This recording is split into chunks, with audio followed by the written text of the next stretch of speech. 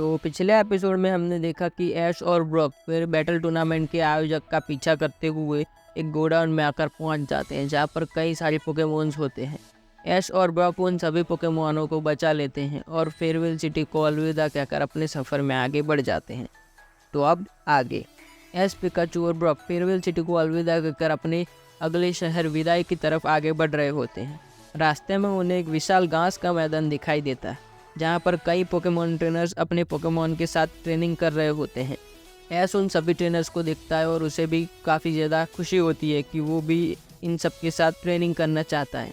और तभी ऐश सोचता है कि वो पिकाचू और बल्बाजोर के साथ ट्रेनिंग करेगा। तभी अचानक से एक आवाज़ आती है, रुको, तुम यहाँ ट्रेनिंग नहीं कर सकते। एक स्ट्रॉन्ग पोकेमोन ट्रेनर ऐश, पिकाचू और ब्रॉक की तरफ बढ़ रहा होता है जिसके कंधे पर एक शक्तिशाली राइचू बैठा होता है। राइचू काफ़ी ज़्यादा स्ट्रॉन्ग लग रहा होता है और राइचू काफ़ी ज़्यादा कॉन्फिडेंट लग रहा होता है।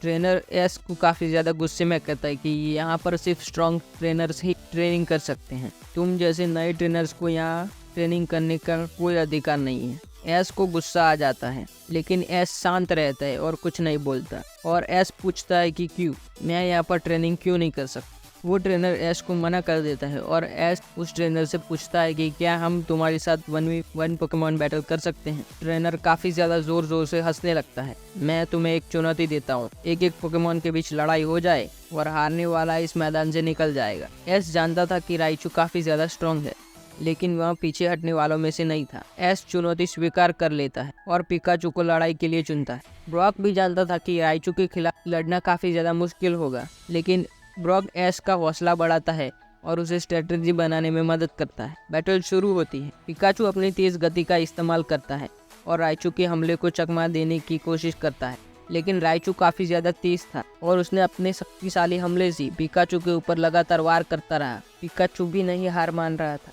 वहाँ अपने बिजली के हमलों से जवाब दे रहा था, लेकिन राइचू के हमलों के सामने वे कमज़ोर थे। आखिरकार एक शक्तिशाली थंडरबोल्ट के हमले ने पिकाचू को जमीन पर गिरा दिया। वह उठने की कोशिश कर रहा था लेकिन बहुत कमज़ोर हो चुका था। ऐश को बहुत दुख हुआ लेकिन उसे पिकाचू को चोटिल होने से रोकना पड़ा। उसने लड़ाई रोक दी और राइचू का ट्रेनर ये मैच जीत गया। ऐश से कहता है कि देखा, तुम जैसे नए ट्रेनर का यहाँ कोई काम नहीं।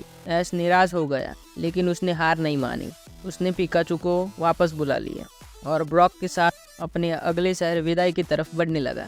रास्ते में ब्रॉक ने ऐश को समझाया कि हारना बुरी बात नहीं है, यह सीखने का एक शानदार अवसर था। उसने ऐश को मजबूत बनने और अगली बार राइचू को हराने की कड़ी मेहनत करने के लिए प्रेरित किया। ऐश को पता था कि पोकेमोन लीग का रास्ता कठिन है। तो आज के लिए इतना ही, मिलते हैं अगले वीडियो में, तब तक के लिए गुड बाय।